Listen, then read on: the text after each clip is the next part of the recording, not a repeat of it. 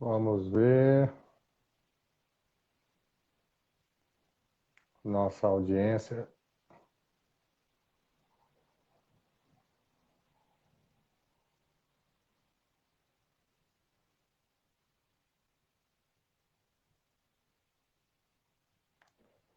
Vamos ver, a audiência agora deve estar, o secretário ainda deve estar entrando online.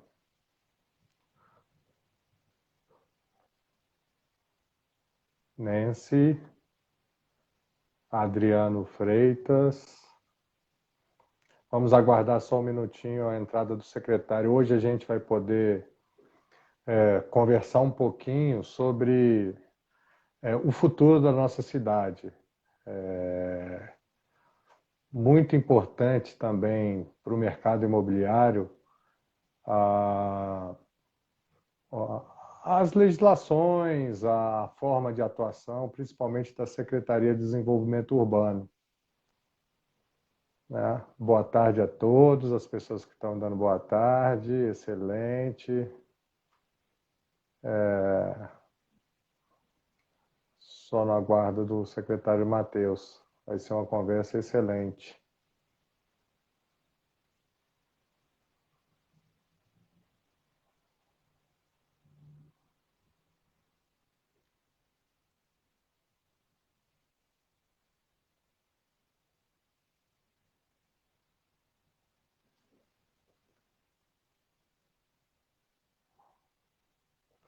Vamos ver.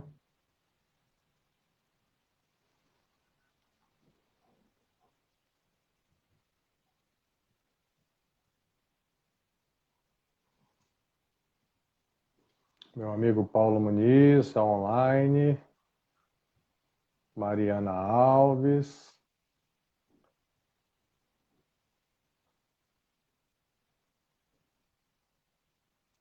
Pronto, agora já vi, o Matheus já está online, vou convidá-lo agora.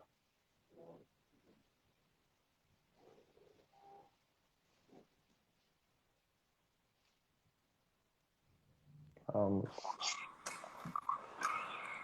Boa tarde, Matheus. Boa tarde, Eduardo. Boa tarde a todos aí que nos acompanham. É um prazer estar aqui nesse momento aí difícil dessa pandemia, mas que eu tenho dito muito que Brasília não pode parar. Né? Então, agradeço pelo convite. É um prazer aí poder falar com você, com todos da ADEME e os demais aí que nos acompanham. Ah, não, o prazer sempre é nosso, o Matheus. Você sempre tem dado uma atenção especial ao setor, à ADEME, e essa oportunidade que a gente vai ter aqui é para que a sociedade toda possa saber das ações que vêm sendo tomadas e das que vão ser tomadas. São muito importantes para o desenvolvimento da nossa cidade, desenvolvimento econômico e social. Né? Muito obrigado por ter aceito o nosso convite. Claro, vamos lá. Vamos lá.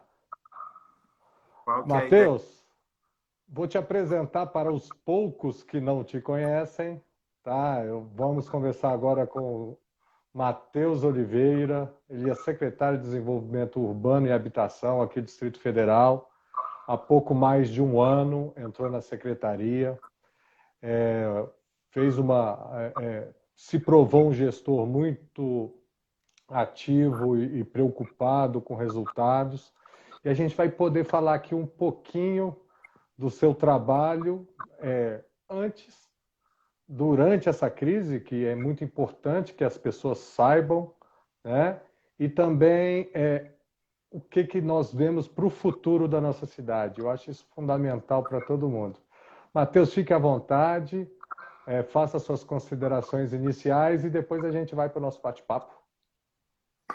Bom, acho que antes de mais nada, né, fazer realmente uma saudação a todos. Acho que esse momento tem sido muito interessante porque tem mudado a cultura, né? Talvez antes a gente acreditasse menos nos meios eletrônicos, hoje a gente percebe o quanto a gente tem feito de reuniões online, né, por videoconferência, e acho que isso vai trazer bons frutos, aí são boas mudanças para o futuro, talvez uma dependência maior de tantos deslocamentos, tantas reuniões presenciais. Quero fazer uma saudação muito especial a toda a equipe da CEDU.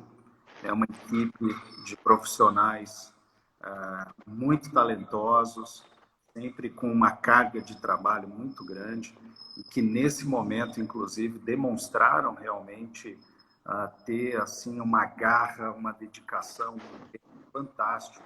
A gente vai falar um pouco sobre isso ao longo aqui da conversa, o quanto de fato hoje a gente verifica que a produtividade não caiu, né? A produtividade tem se mantido, em alguns aspectos até melhorado a produtividade, incrível que pareça.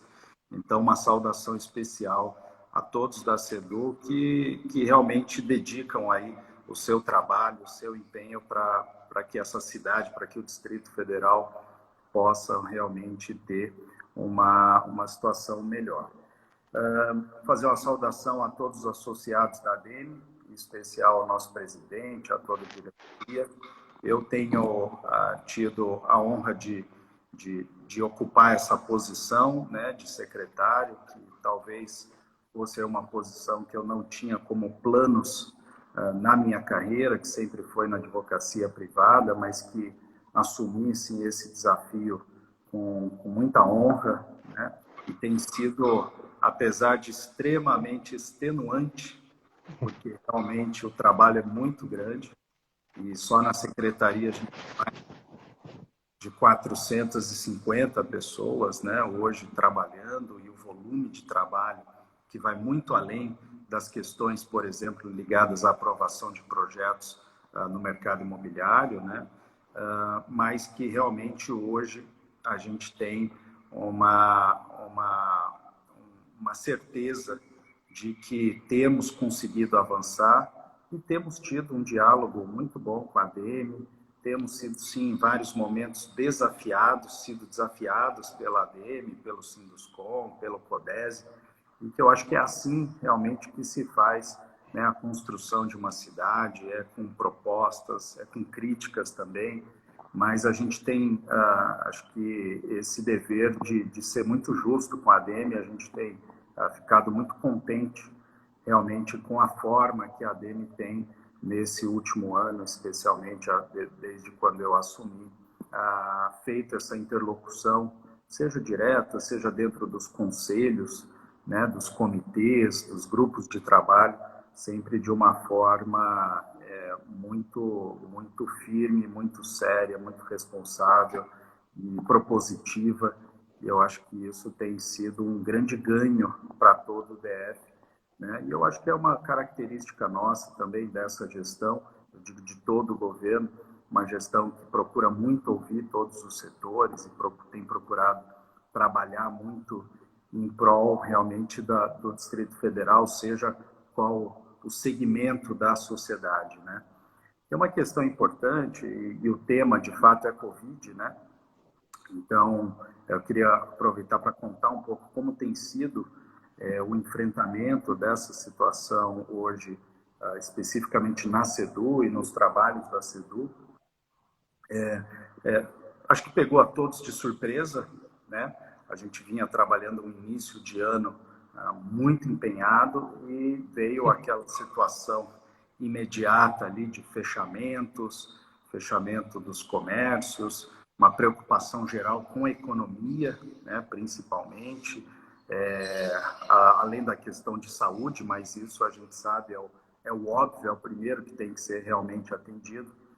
E naquele momento a gente teve um comando determinante do próprio governador, que chamou todos os secretários e deixou claro que, apesar de todas as medidas que seriam necessárias naquele momento para conter o avanço da epidemia, e o Distrito Federal realmente foi um dos primeiros estados a adotar medidas mais firmes, né?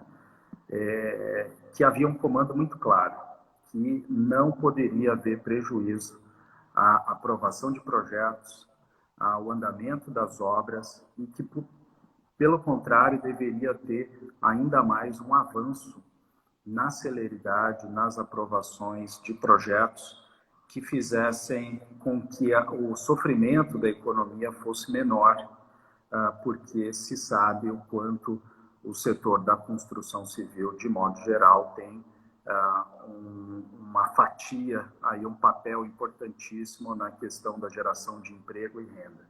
Então, naquele primeiro momento, foi definido uma linha de trabalho, né, que as secretarias passassem a ficar fechadas para reuniões, ou para atendimento, ou para trabalho interno, mas que elas passassem a ter metas de produtividade, que as pessoas passassem a trabalhar de casa e tivessem todo o acesso a todos os arquivos, a todas as condições de trabalho que elas têm lá na secretaria. Então, isso foi muito importante também, um trabalho grande da nossa área de tecnologia, a área de TI, que criou todo tipo de condições para que a pessoa tivesse aquele chamado acesso remoto, para que as pessoas fizessem o login como se estivessem na sua própria máquina, trabalhando lá na secretaria. E dali E, Matheus, então, Sim. só para a gente entender que muita gente não sabe, então o que você está falando é que vocês estão 100% em home office hoje em dia, lá na secretaria? A gente está praticamente 100%, e aí eu vou explicar um pouquinho algumas questões que ainda estão lá presencial por uma questão de necessidade, mas basicamente, num primeiro momento, foi definido que 100% fosse home office, mas que não houvesse nenhum tipo de prejuízo para o andamento dos trabalhos. Daí surgiram algumas situações, né? Por exemplo, o protocolo. Rapidamente, a gente divulgou o protocolo por e-mail, né? Como hoje, boa parte dos documentos já são eletrônicos, né? Mas ainda havia ali a entrega do pendrive, do CD, alguma coisa assim, a gente passou realmente a divulgar uma série de e-mails, endereços de e-mail para protocolos, dependendo do tipo de setor que aquele documento deveria ser encaminhado. A CAP, além do próprio CAP Web, né, que já tem a sua plataforma digital, e trabalhamos um conceito realmente de tentar minimizar ao máximo os impactos desse teletrabalho, como essa questão da tecnologia aí de acesso aos arquivos. Outra medida importante é que, de certa forma, a gente percebeu que algumas coisas ainda dependiam de algumas providências, né? O pessoal da CAP analisa projetos e muitas vezes um projeto de uma obra nova já começa num processo eletrônico. Mas outros projetos, por exemplo, de modificação, que envolve uma aprovação mais antiga, precisa do processo físico da época da primeira aprovação, lá de 5 anos atrás, de 10 anos atrás.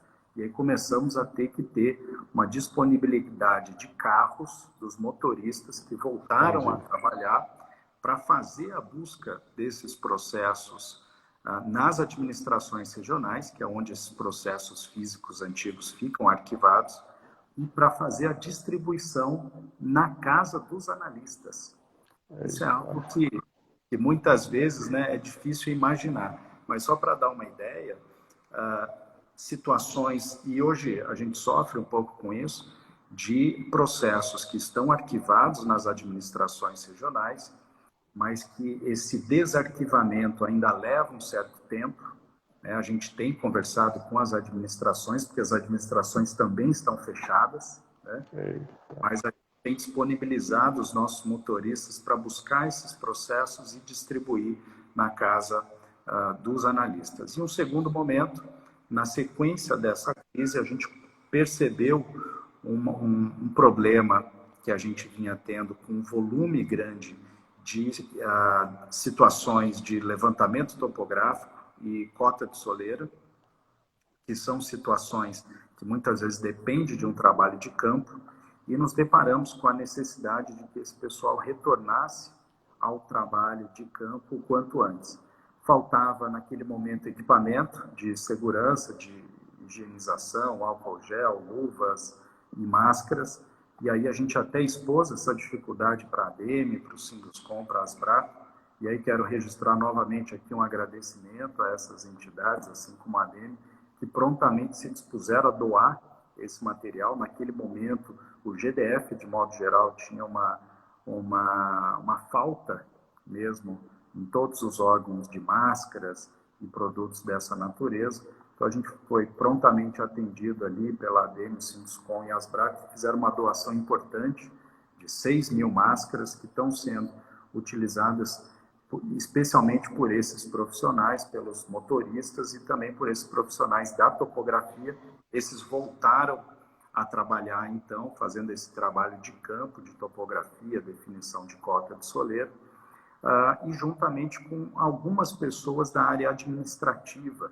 A gente tem ali uma administração da secretaria que envolve desde da folha de pagamentos, o pessoal que cuida dessa parte mais de RH, mas tem o pessoal mesmo que faz a estrutura, a engrenagem funcionar. Então, algumas pessoas dessa subsecretaria também tiveram que retornar. Então, basicamente, são essas as pessoas que estão trabalhando presencialmente. Mas, nesse meio tempo, acho que é importante dizer, rapidamente, a gente se adaptou a essa situação. Eu estava curioso, viu, Matheus, para saber, e aí, quais os resultados, né?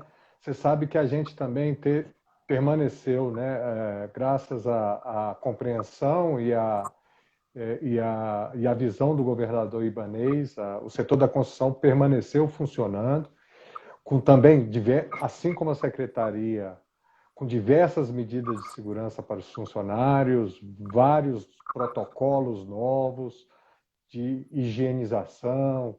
A nossa diretoria aprovou uma determinação de obrigatoriedade de utilização de máscara, de doação de máscaras para os funcionários. Então, todos os funcionários hoje de empresas associadas à ADM que têm obra, eles têm direito a 6 máscaras. Né? Porque a máscara ela precisa ser trocada a cada 3 horas. Então, eles usam 3 máscaras num dia, enquanto essas máscaras estão lavando, no dia seguinte eles usam as outras 3. Então, podem trabalhar de forma segura. Então, Matheus, eu gostaria de saber, diante de tanta mudança, como que foi o resultado? Você que é um administrador tão preocupado aí com essa medição, com produtividade, de entregar o melhor serviço possível, como que funcionou? Você pode contar para a gente? Posso sim. Acho que o que mais impressionou, né, nesse momento foi, como eu disse no começo, realmente a garra dos servidores da CEDU. Eu realmente preciso enaltecer a experiência que essa pandemia nos trouxe, fez com que a gente confiasse ainda mais na dedicação, no empenho dos servidores. Porque eu acho que o Brasil, de modo geral, nunca gostou muito dessa história de home office, né? O Brasil sempre desconfiou um pouco que as pessoas em casa vão muito mais enrolar, né, com o trabalho do que realmente produzir. E eu acho que essa era a preocupação natural de todos os gestores, seja no setor público ou privado. E deixa eu confessar, viu, Matheus? Ficamos extremamente preocupados. Por quê? Porque nossas empresas precisavam aprovar projetos ainda, a gente estava funcionando, nós precisávamos também tirar habites, né? Então, no início da pandemia, da paralisação, realmente isso gerou uma ansiedade muito grande em nossos associados. Exatamente. E aí a gente percebeu, na verdade, que não só as pessoas estavam realmente entendendo que aquele era um momento que não era férias, que não era folga, que era realmente um momento de trabalho, mas um trabalho de casa. Claro que, naturalmente, a gente fez uma linha de gestão mais próxima, né? Então, a partir do momento que as tecnologias aí possibilitaram reuniões, de fato, ou já possibilitavam, né? A gente que não usava, né? Reuniões com 20 pessoas, né? Numa mesma tela, né? Todo mundo se vendo e todo mundo conversando.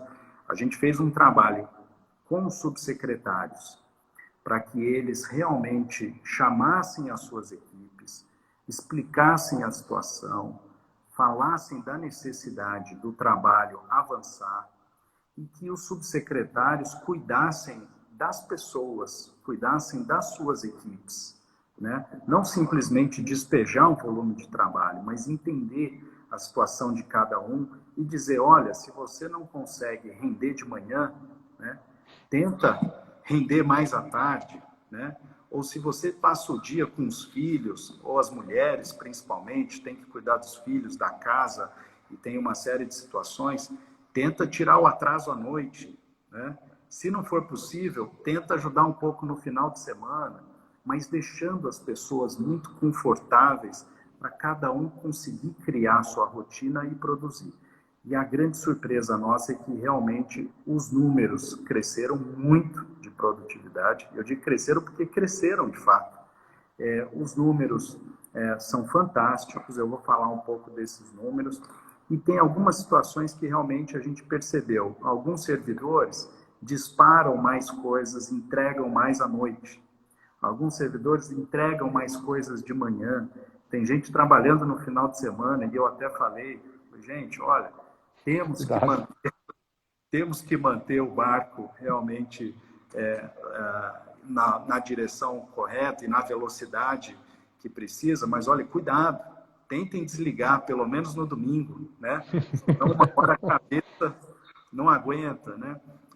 Eu mesmo, esses dias, estava com a cabeça, assim, ficando maluco, né? Porque realmente a carga de trabalho e de reuniões por vídeo é muito grande. Mas eu vou citar 2 pontos importantes aqui. O primeiro é que, de fato, a gente conseguiu criar essa cultura das reuniões por videoconferência.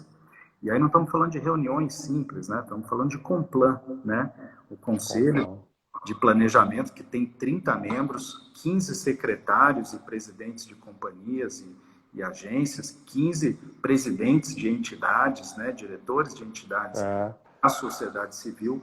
Em coisa de uma semana, 2, a gente já estava com uma primeira reunião do Complan Online, que foi um sucesso, vários processos importantes aprovados, processos de regularização, processos de loteamento, e essa lógica foi se estendendo para a CPCOI, que é a Comissão Permanente, né, de Acompanhamento do Código de Obras, para o Plandis, né, que discute o novo Plano Distrital de Habitação de Interesse Social, para a CPA do WAVE, que é a Comissão Permanente, né, de Análise do WAVE, que vem fazendo as suas reuniões. Então, a gente conseguiu, desde fazer esse trabalho internamente, né, com os servidores e as equipes se reunindo, eu com todos os subsecretários semanalmente, eu com cada subsecretário e diretores também semanalmente, juntamente com a nossa Gisele Moll, nossa grande secretária adjunta da CEDU, a Isabela Morelli, que assumiu agora a nossa chefia de gabinete, e tentando manter realmente esse clima de trabalho. Então, vou citar alguns números aqui, só para dar uma ideia do quanto, de fato, isso evoluiu. Vou citar um número, que eu acho que é um número assim, mais expressivo. A gente teve, de janeiro até agora, maio, mais de 600 alvarás de construção expedidos. Mais de 600, Matheus? 600. Mais de mesmo? 600 alvarás de construção expedidos. Isso é um número que já iguala o número do ano passado inteiro. E aí é importante dizer que tem um dado aí, uma novidade relevante, porque nesse meio tempo, em dezembro, foi aprovado, com apoio de toda a sociedade e da Câmara Legislativa, a alteração do Código que possibilitou o alvará em 7 dias para habitação unifamiliar. Então, a gente já conseguiu, e aí isso já é um segundo assunto, né, da desburocratização. Né? Exatamente. Mas né, Matheus, é uma luta, assim, só para falar, esse alvará em 7 dias, na verdade, é uma busca histórica da ADEME mesmo. Né? A gente promoveu até um seminário para estimular essa discussão. A nossa surpresa foi a velocidade de implementação e a velocidade de sucesso mesmo nessas aprovações, primeiro com a aprovação da lei e posteriormente com um grande número de projetos aprovados. Realmente vocês estão de parabéns, a CAP de parabéns. O governo como um todo de ter vislumbrado a necessidade que a legislação precisava se adaptar, né? Em conjunto com a gestão, está aí o resultado. Né? Exatamente. Eu acho que esse período mostra bem, né, o fato de que é possível, mesmo diante de dificuldades como essa que a gente está vivendo, avançar com o trabalho, né? Então, a gente está muito contente. Todos os outros números das outras subsecretarias são números bastante expressivos na análise de processos, na aprovação de parcelamento do solo, na aprovação de projetos de regularização, avançando o WAVE, né, que era sempre, né, um grande, praticamente uma cabeça de bacalhau, né, porque todo mundo sabe que existe e deve existir, mas nunca ninguém tinha visto um WAVE aprovado, né?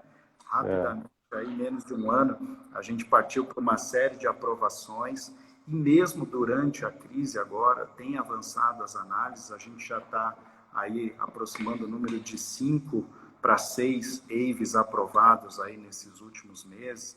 Então, realmente, a gente conseguiu desempenhar aí uma função, um trabalho nesse meio tempo, fora tantos outros assuntos que estão caminhando.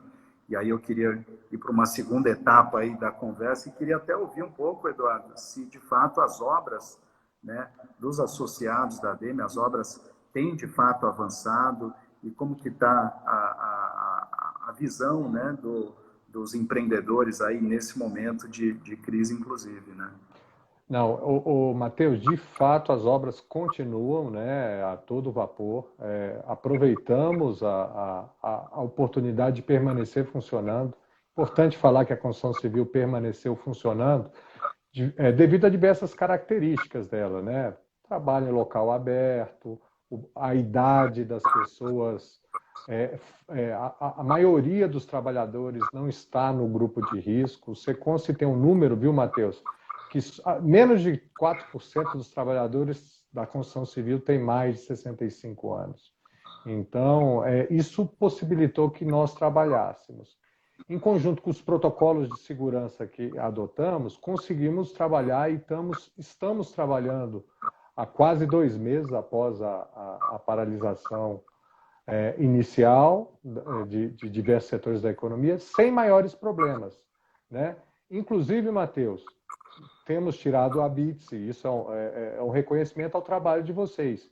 Principalmente no início, houve uma dificuldade de informação. Nós não sabíamos como informar, mas uma vez reestabelecidos novos procedimentos e a informação desses novos procedimentos, estamos tirando a vara de construção, estamos aprovando o projeto, estamos tirando a BITS. Isso é importantíssimo, Matheus. Sabe por quê? Porque a partir do momento que o nosso setor não paralisou, as nossas obrigações com os nossos clientes permaneceram, né? E a contratação de funcionários, a geração de emprego para obras novas é fundamental nesse momento de crise do país, em que várias pessoas são desempregadas por conta da paralisação do comércio. Então, a construção civil pôde colaborar e contribuir com a sua parte, graças ao funcionamento tanto do nosso setor, mas também muito por conta da SEDU, né? Que é uma secretaria, vamos dizer, umbilicalmente ligada ao setor da construção civil. Então, foi fundamental a atuação da SEDU, assim como já tive a oportunidade de falar com o Paulo Henrique Costa, presidente do BRB, também foi fundamental a atuação do BRB rápido para auxiliar nossas empresas. Então, tudo isso possibilita, viu, Matheus, que após passado esse momento grave da crise, que a gente possa ser o motor da recuperação do Distrito Federal. Nós confiamos nisso e estamos preparados para isso. Então, essa a nossa ideia e nossa intenção. Então, foi muito importante para a gente realmente todo esse funcionamento da SEDU. Muito bom. A gente vem, eu acho que além dessa questão da crise... Só para falar, a Apex, a minha empresa, tirou um ABITS, né? É importante falar, a gente não fala assim, mas só para citar, também tiramos a ABITS, ou seja, de fato funciona, com algumas dificuldades que a situação gera, né? Mas muito importante esses acontecimentos. Você sabe, Eduardo, que a gente ainda tem muito a melhorar, obviamente, né? E a gente tem feito um esforço. Eu tenho dito que, e aí, independente de crise, né? Falando em termos de gestão e de ações e projetos para a SEDU, a gente tem trabalhado com 3 frentes, né, muito definidas, né? A primeira é fazer funcionar aquilo que pode funcionar. Esse eu diria que foi a grande missão Fantástico. do primeiro ano e que a gente conseguiu implementar isso com grande sucesso, de novo, com base no apoio e na dedicação de todos os servidores, de todas as equipes, sem exceção. Então, isso a gente já está bem contente que a coisa está fluindo bem. A segunda frente é construir entendimentos, né? Então, a gente vem conseguindo, ao longo desse primeiro ano e agora do segundo ano, construir entendimentos com todas as equipes, criar realmente uma postura de solução. Estou vendo aqui alguns comentários aqui chegando, né? Estou vendo muitas pessoas conhecidas, já mandando um abraço para todos que estão nos vendo. Mas essa construção de entendimento, ela passa realmente por criar uma cultura. E a cultura não nasce de um dia para o outro. A cultura é algo que vai sendo criada, implementada aos poucos, implementada e consolidada e principalmente assimilada aos poucos, né? Em algumas situações mais rápido, em algumas situações mais devagar, mas hoje eu digo que a CEDU já assimilou a cultura. Quer dizer que a gente não tem problema? Não. Quer dizer que a gente continua tendo problemas, cada dia surge um desafio novo, isso é natural, mas eu estou muito contente que a cultura foi assimilada, que é uma postura de solução, que é realmente o entendimento de um serviço de qualidade, que do outro lado tem, seja uma senhora buscando o habite da sua casa em Taguatinga, seja um grande empreendimento novo na Asa Norte, todos precisam da secretaria e a secretaria tem essa obrigação de ser disponível, de buscar soluções, claro, dentro da legislação que a gente tem, dentro das normas e dos procedimentos. E aí vem a terceira frente de trabalho, muito bem definida. Eu diria que a primeira está muito bem implementada, com sucesso, que é fazer as coisas funcionarem, andarem, isso. A questão da cultura, eu diria que a gente está aí 80% muito bem, e agora vem justamente em paralelo, mas aquela que naturalmente está um pouco mais atrás. Matheus, eu posso te interromper só um pouquinho? Falar, pessoal, fiquem à vontade para colocarem perguntas para o secretário, tá? A gente vai reservar um tempo no finalzinho para a gente esclarecer, vamos falar ainda sobre Luoz, falar um pouquinho sobre PPCub. O Rogério, eu já vi lá que falou de 755, então a gente vai acompanhando aí para ficar uma interação legal entre a gente e a audiência. Então, desculpa interromper, Matheus, volte, por favor, para o terceiro ponto. Bate-papo mesmo e você é um anfitrião. Se eu falar demais, também me corta. Advogado não gosta de falar, Matheus, de maneira alguma. E no final das contas, além dessas duas frentes, que é fazer funcionar o que já pode funcionar, implementar uma cultura, uma postura de solução, a terceira frente é aprimorar a legislação, né?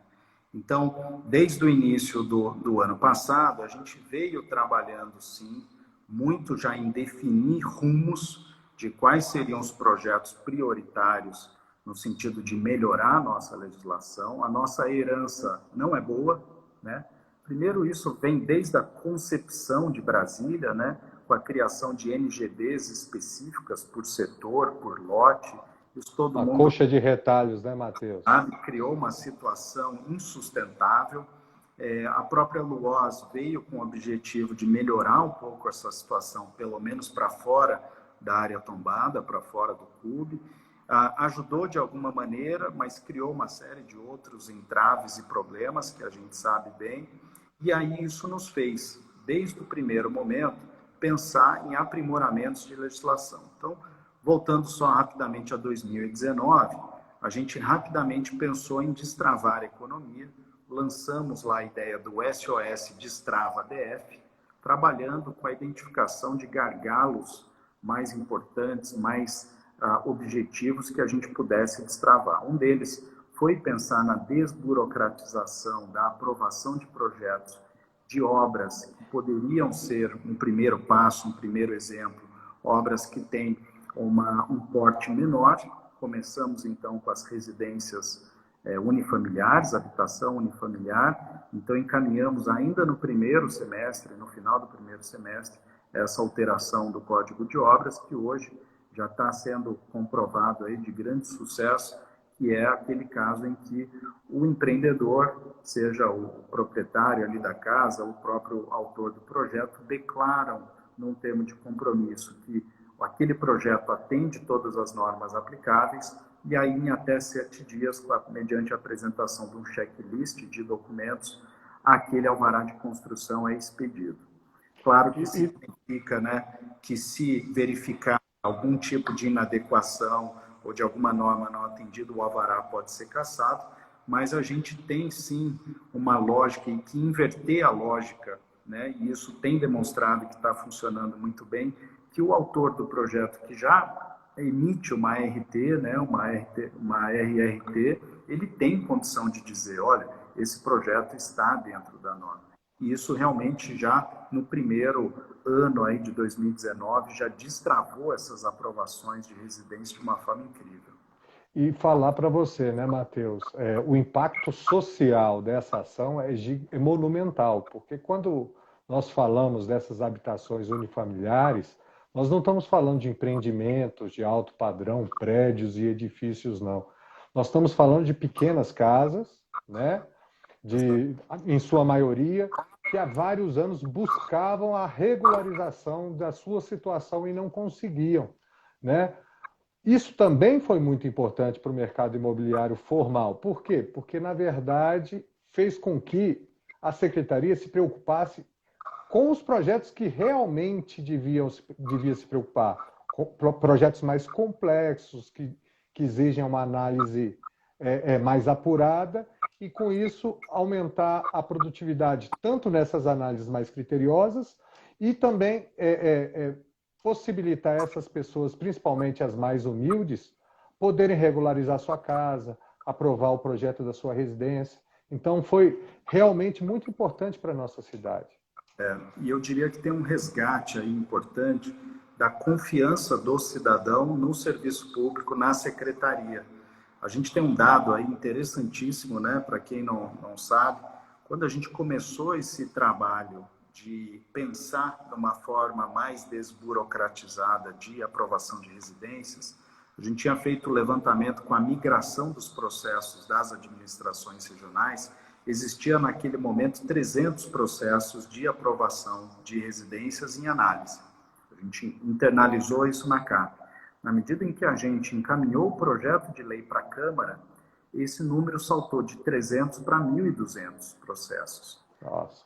É lógico que as pessoas não começaram a construir de 300 processos para 1.200 do dia para a noite. Significa que aquelas pessoas que muitas vezes iam construir sua residência sem aprovação de projeto, porque já conheciam a morosidade, a burocracia de anos atrás, que se levava 2 anos, de 1 a 2 anos para se aprovar o projeto de uma residência, né, passaram a desacreditar no governo, né, e passaram sim a entender, vou construir aqui do meu jeito, essa coisa de alvará é muito difícil.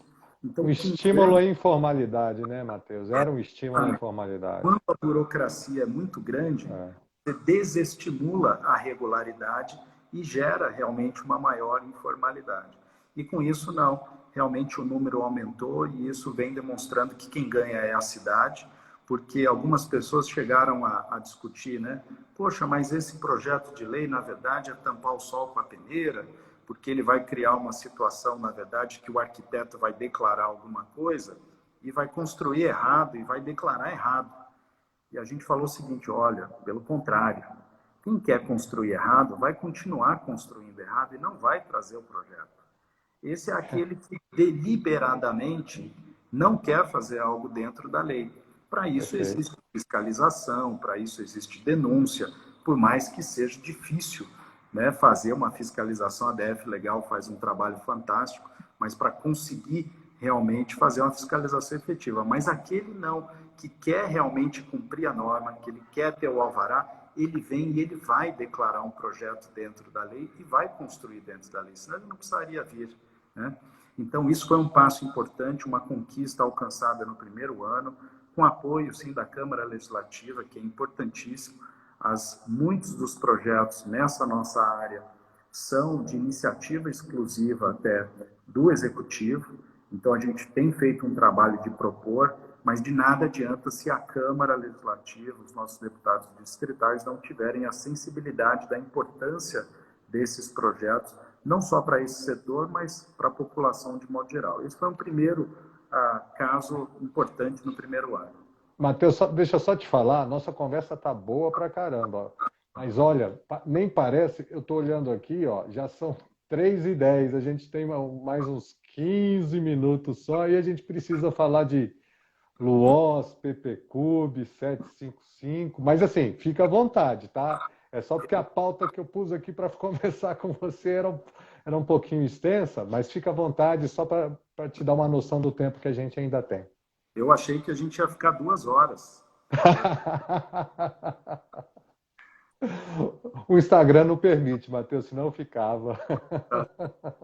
Mas olha, então isso foi um caso importante. A lei do SIG, né, que foi um segundo projeto de lei que a gente entendeu realmente que era importante destravar aquele setor subaproveitado, subutilizado, que o próprio PPCub há 10 anos já vinha endereçando uma flexibilização de usos para aquela região. A gente conseguiu, então, também no primeiro ano, destacar essa parte do PPCub por entender que era uma parte sem grandes polêmicas.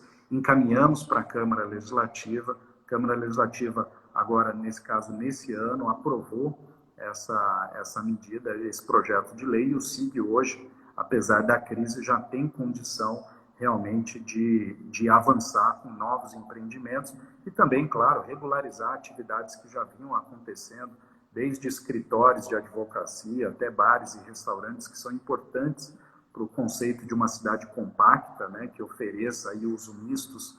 Então, isso também foi uma grande conquista. Para esse ano, a gente vem trabalhando aí em diversas frentes de discussão de projeto de lei. E aí é importante mencionar algo que é uma organização interna, talvez não seja tão simples para quem está de fora entender realmente como funciona essa situação. A gente tem notícias de que gestões anteriores, gestões passadas, muitas vezes concentravam o trabalho de elaboração de normas no gabinete, né? O gabinete hoje tem uma equipe fantástica, mas que é uma equipe basicamente que tem que dar os pareceres, fazer as análises e tramitar todos os processos que passam pela secretaria. Na medida em que a gente tem diversos projetos de lei que são importantes para o avanço, né, para a modernização da nossa legislação, se tivesse só uma única equipe trabalhando na elaboração desses projetos de lei, naturalmente a gente teria um gargalo muito grande. O que a gente fez? Entendeu que cada subsecretaria tem um foco de atuação específico. Por exemplo, a CAP está muito ligada ao Código de Obras. A SUDEC, que é a Subsecretaria de Desenvolvimento das Cidades, está muito ligada às questões da Luoz. Nossa subsecretária Janaína Vieira, que vem fazendo um trabalho também fantástico. A gente fala muito da CAP, né, quando a gente fala de mercado imobiliário, porque é quem está ali no dia a dia do balcão. A gente não pode esquecer das demais subsecretarias, né? Então, a SUDEC está muito ligado à Luoz. Então, a SUDEC passou a assumir o trabalho de revisão da Luoz. Aí a gente tem a SUPLAN, que é a Subsecretaria de Planejamento, coordenada pelo nosso brilhante também Vicente Correia Lima Neto, que vem fazendo já um trabalho fantástico em 2 sentidos. Primeiro, revisão do PDOT. É a subsecretaria que toca todo hoje o trabalho de revisão do PDOT, que é um trabalho mais longo.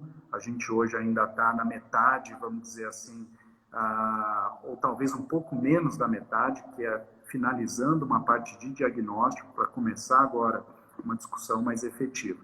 Mas também a SUPLAN, ela é responsável pela normatização dos chamados instrumentos urbanísticos, que é o WAVE, que é o PGV, que é o ODIR, que é o ONAUT.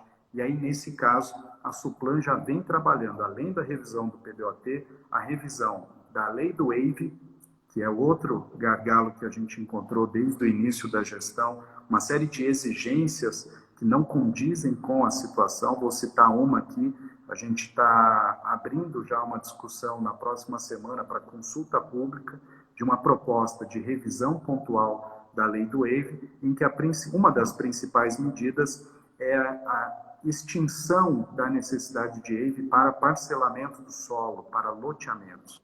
Por uma razão muito simples. Existem outros estudos necessários para fins de parcelamento do solo. O WAVE, ele tem uma configuração muito mais voltada para instrumentos que visam atender uma lógica da vizinhança de um empreendimento, de uma edificação, e não de um parcelamento do solo. Então, qual a previsão dessa revisão, hein, Matheus? Isso é importantíssimo para o mercado, a revisão do WAVE. Demorou um pouquinho mais do que a gente gostaria. Já na semana que vem estará disponibilizado no site da CEDU a consulta pública com um projeto de lei, abrindo para eventuais considerações de toda a sociedade, para que ao final já do mês de junho a gente já encaminhe para a Câmara Legislativa. Da mesma forma, o PGV, que é a Lei do Polo Gerador de Viagens, existem ajustes e aí com sugestões da própria CAP, que está no dia a dia também da aprovação dos projetos. Então, a Suplan está trabalhando com tudo isso. A gente tem também a SUPAR, que é a nova, né, Subsecretaria de Parcelamento do Solo e Regularização Fundiária. Isso já era uma ideia nossa desde a época da transição. É uma subsecretaria coordenada pelo grande Marcelo Vaz, que tem feito um trabalho extraordinário, alavancou de uma forma incrível a velocidade da aprovação de parcelamentos do solo, novos loteamentos. Já foram 10 aprovados só em 2019, já tivemos novos loteamentos aprovados esse ano, e a regularização fundiária também tem avançado muito, e aí a SUPAR tem trabalhado na legislação de regularização fundiária. Temos também a lei de parcelamento do solo, que deve vir ainda esse ano. Regularização fundiária a gente vem trabalhando em decretos e devemos ter mais novidades ao longo desse ano. E aí a gente tem também a SCUB, que é a subsecretaria do CUB, que é a nossa área privada, o Conjunto Urbanístico de Brasília. O nome ficou muito fácil, né, de gravar, SCUB, e que vem trabalhando a SCUB, obviamente, com o PPCUB. Né? Entendi. PPCUB esse que a gente, então, tem como a meta fechar uma revisão dos parecer técnico, dos comentários que vieram do IFAM no começo desse ano, fechar finalmente essa minuta até o final desse semestre, junho, mais tardar julho, já para a gente divulgar, chamar audiência pública, e o objetivo é encaminhar a PPCUB para a Câmara Legislativa nesse segundo semestre. Posso dar um spoiler? Claro. Diante dessa pandemia, você pode acreditar que a ADEME vai defender nessa revisão do PPCUB ainda mais diversidade de uso, sabe, Matheus? Claro. A questão comercial, no nosso entendimento, ela precisa ser...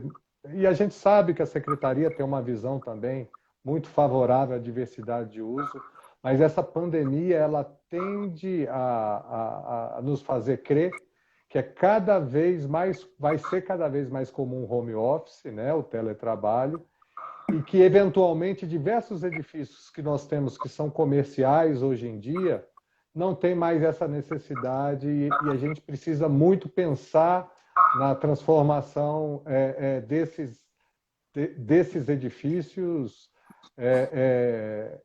possibilitar a residência nesses edifícios, principalmente aqui na área tombada, próximo ao trabalho das pessoas.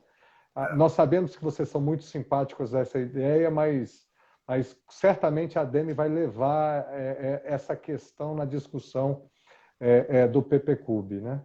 Eu acho que principalmente no PPCUB, o nosso maior desafio é muito de volumetria, né? Em termos de adensamento do ponto de vista mesmo de aumento de coeficiente. Perfeito. Porque isso realmente tem uma situação muito clara em termos de altura, de escalas, de volume, de paisagem urbana. Mas eu acho que a gente já está muito maduro no sentido de que o PPCUB vem no sentido realmente de criar uma flexibilização de usos maior, né? Eu sempre gosto de lembrar o pensamento do Lúcio Costa no Brasília Revisitada, que não devemos insistir né, na exclusividade dos usos, né, na setorização, que é uma mera preponderância de usos, mas não necessariamente de usos exclusivos, né? Então, acho que isso realmente a gente vem trabalhar muito.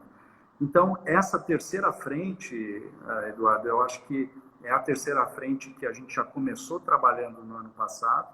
Estamos bem satisfeitos com a aprovação do alvará em 7 dias, que era uma alteração do Código de Obras por lei, da lei do SIG, mas esse ano, realmente, eu acho que a gente está afunilando com vários projetos de lei que, nesse momento, estão já chegando numa fase final. Eu mencionaria a própria LUOS, aí vou falar um pouco mais sobre a LUOS, a própria lei do PGV, a revisão, né, da lei do PGV, a revisão da lei do WAVE, né, outros aprimoramentos do Código de Obras, que esses a gente tem feito de forma constante, não só no regulamento, no decreto, mas propostas de lei naturalmente vão acontecendo a todo momento.